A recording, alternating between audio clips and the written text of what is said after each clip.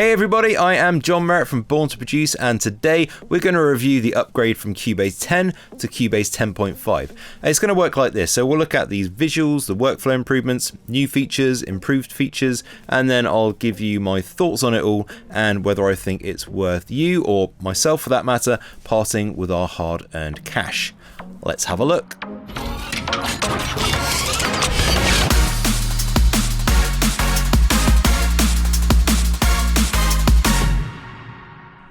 So there's a few workflow improvements. You now have the option to combine the selection and range tools into one tool. For those of you who don't use the range tool much, it's really great for certain types of edits. For example, selecting a selection of audio without having to actually split that audio, which you can then copy, delete or rename, or remove time, which is Control or Command plus Shift plus X. And of course you have the normal selection tool as well. So as I've shown, you can toggle this feature on and off, and the way it works, let's just zoom in to one of our tracks, and the way it works is you've got obviously the track height. So in the top half of the track you've got the the range tool, and then when you go below halfway point you've got the selection tool. So you can use either depending on where you click in the height of the track. So this is going to be great for certain stages of your workflow. If you are at the arranging stage, for example, then you'll probably be using the range tool more often, or for people who do a lot of arranging and editing, perhaps more film, game scoring, for example, then this should be a really nice workflow improvement. And although this is a kind of a small feature, I think Steinberg really nailed it with the ability to just turn it on and off easily with one click. As for sure, most people won't want this on for the majority of their time in Cubase. Colourising the mixer channels. You might be wondering why this is in the workflow section, but that is because colourising the mixer channels can help you quickly identify channels in the mixer, thus improving the speed at which you can work. So some people will like this, some people won't, but it's easy enough to set up in the preferences if you want to use it. You also now have control over the brightness of the selected channel in the mixer, so you can make it more obvious than it was in previous versions, like so. And also they've just made the name part of the track brighter on the selected channel. So visuals, so obviously the mixer is one of these visuals, so I won't talk more about that. One of the nicest things is the channel EQ. It just looks sleeker and slightly more modern with bigger control points, which is actually surprisingly much nicer to use, although again a very sort of minor improvement. And another minor thing, the actual filters and the pre's have been sort of recolored.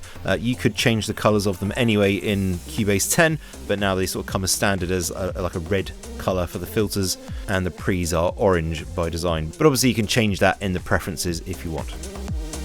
So various windows have been redesigned. There was just a few that were sort of left with the old style in Cubase 10. They've now been updated for the new sort of sleeker look of Cubase 10 and upwards.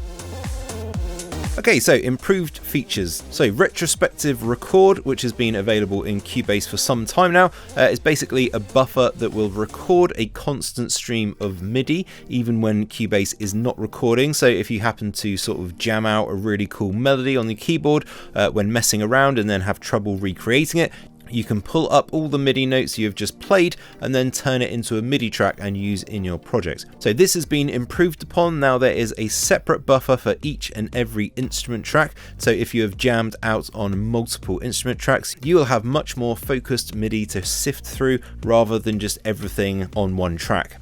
There are a few other improvements that come with this, like being able to import all the MIDI as one continuous stream or as stacked MIDI parts in the cycle range.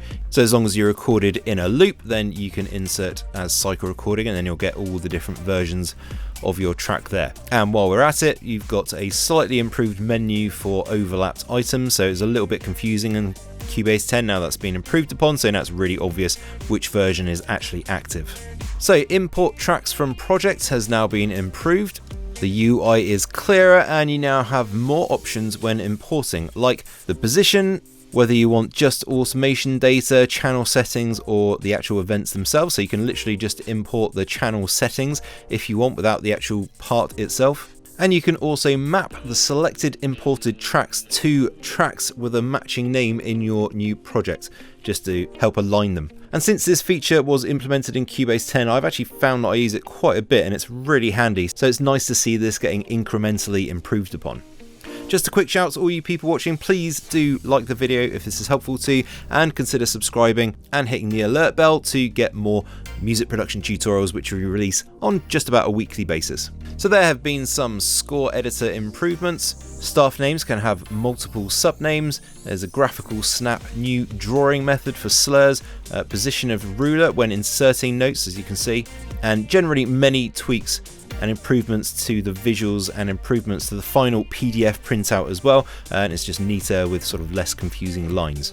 Safe start mode, which is when you start Cubase holding down Shift plus Control or Command plus Alt or Option, now enables you to deactivate all third-party plugins, which is quite handy for narrowing down any loading problems that you might be having with projects. So one of the bigger improved features is Padshop 2. So Steinberg have now gotten rid of Padshop and Padshop Pro and just made this new singular version which is called Padshop 2. It comes as standard with Cubase Artist and Pro, but you can also buy it separately from the Steinberg store. You can now import your own samples through drag and drop from anywhere in Cubase. It has algorithmic reverb to enrich your sounds, 115 new presets, and a 3-band parametric EQ for both layers. It also has a new Spectral oscillator with high-end time stretching and pitch scaling. It has been updated with quite a few functions taken from Retrolog, like the whole arpeggiator section, which some people love and some people hate, and to be honest I can understand both of those opinions. It's not the most user-friendly ARP page I've ever seen, but it also is pretty powerful. We've also had the envelope 3 and the LFO section, which has been lifted from Retrolog 2. So all good improvements which make Padshop Pro 2 just a bit more versatile. So macro command management has been improved. Macros are now easier to edit and duplicate. So the add track window, you'll notice there's another icon here, so you can load an instrument preset right away, but also the add track window has been updated with more tracks, so you can now add single use and global tracks to your project through the add track window. For those of you who work with multiple projects, you'll be glad to know that the automatic project activation has now been removed. So now when working with multiple projects open, you can now select which projects you want to have active manually. So the offline process normalizing has now been updated, so you can now normalize using LUFS, loudness units to full scale if you want. And the add folder track menu has been improved, so you can actually just add the name of the folder when you're creating the folder track. So new features. So as mentioned before, the channel EQ has been improved and we now have spectral curve comparison mode. So this enables you to compare the spectral curves of 2 channels by superimposing the spectral curve over the top of your chosen channel. So here I've got a vocal track and I can superimpose over my pluck group. You can also switch between each channel just by clicking on the group, and then we can make changes to the pluck group depending on the frequency curve of the vocal. We can go back to the vocal and do likewise. So it makes it nice and quick to EQ 2 elements together, which of course is a very common mixing task. And you can also quickly solo both of those at the same time as well. So this is a good visual aid for beginners and anybody who likes to sort of have that visual element, but also it makes it, as I've said, much easier to EQ 2 elements together because you can just quickly switch between them and you can see the effects that are happening right then and there. So it's quite a nice improvement. Also with this, you've got these settings here which now enable you to have a hold or active FFT. We're too headstrong, never wanna. And you can now change the transparency of the EQ curves as well, so you can change the visuals a bit if you're finding them a bit hard to see. And we have a new delay plugin called Multitap Delay. It's only available in Cubase Pro, which is a bit of a shame because it's a really cool sound design tool. It's definitely a bit too much if you want just a simple delay, but obviously Cubase already has plugins for that anyway. Now there is a ton of really great features though. You can choose how many taps each delay has. You can choose the level of each tap and also the pan position for each one as well. But it gets a lot more fun than that. Now, before we look at the effects section, there's a couple of things of note. You have a randomizer. This affects the position, the level, and the pan of the taps. And you also have a ducker, which is a really nice touch and not available on quite a few delays. So what a ducker is, basically it's like a sort of compressor that's added to the delay. So when the original music part is playing, the delay is turned down, but when the audio stops, the delay returns to its full volume. And the amount is how much the delay is turned down when the original signal is playing, and then the release is how quickly the delay returns to full volume after the original signal has stopped.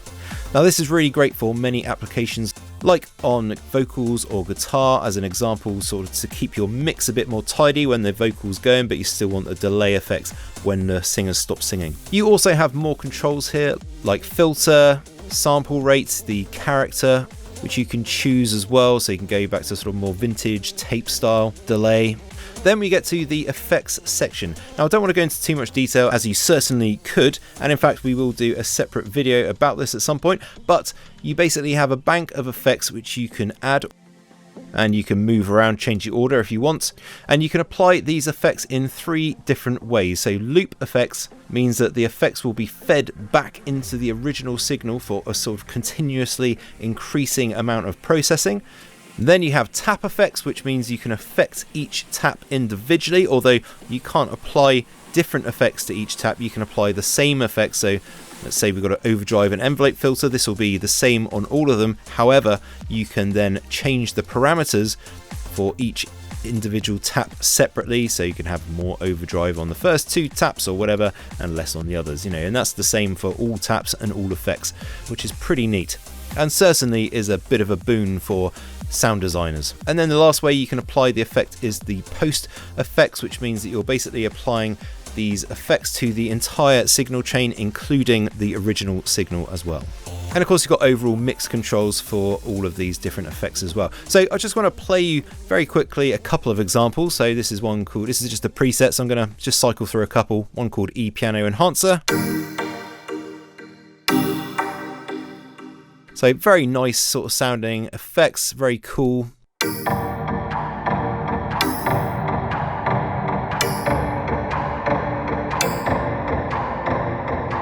So as you can hear, some really cool things that you can do sound design wise. Obviously this is just a tiny snippet of what this plugin is capable of.